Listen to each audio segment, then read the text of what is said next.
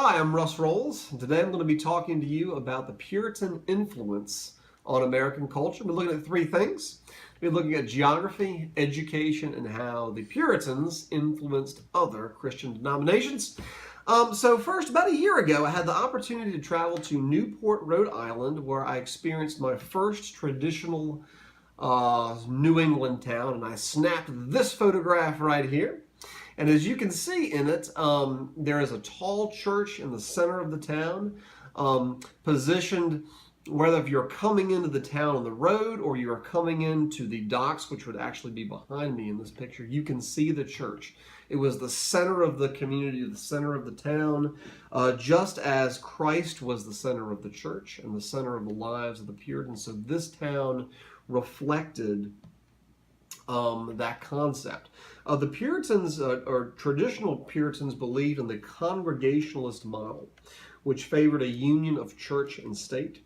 And the geography of Puritan towns reflected this. For example, the original plan for New Haven, Connecticut, which in this picture, known as the Brockett map, also can be found in the null text, featured a 9-square plot. And here, in the center of the plot, is where the church would be positioned. Again, in the center of the town, reflecting the centrality of the church and God in the Puritans' lives. And today, the town of New Haven is still influenced by the Puritans. Today, this original area is called the New Haven Green. As you can see, this is the modern day picture of the New Haven Green. It's an area where a lot of civic activities and public events take place.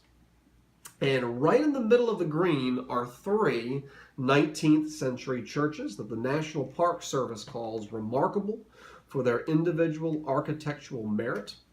And just as a side fact, this is the area where the Amistad slaves in 1839 and 1840 had their court here in this area. Neat little thing to look up if you have free time to do so. So also, Puritans helped shape our educational system. Many of you may be familiar with the Harvard University seal and motto, Veritas, or truth. According to a 2015 Harvard Gazette article called Seal of Approval, Veritas was not the original motto of Harvard. The original agreed upon motto was actually for the glory of Christ. And that motto changed throughout the subsequent years, and today it is Veritas with the shield with 3 books on it that many of us know. But to the Puritans, truth was rooted in Christ. There would be no difference. And so the glory of Christ and Veritas, very appropriate mottos for the Puritan established Harvard College at that time. Finally, well, in addition to that, Puritans encouraged the intellectual health of their children in schools. And as the null text mentions that they boasted one of the highest literacy rates at the end of the 17th century. And no doubt that would influence later progressives who would fight for free public education.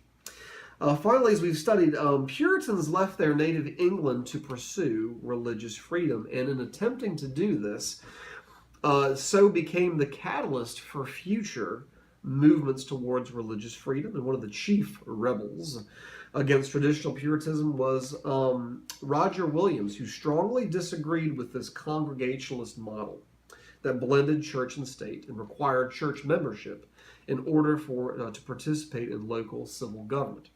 Williams left Massachusetts in 1635 and founded Rhode Island, where he would create a bastion for religious minorities such as Quakers, Baptists, and others. So in summary, the Puritans did more than simply relocate their religion to North America, but they impacted the geography, education, and affected other groups that would come as well. Thank you for watching.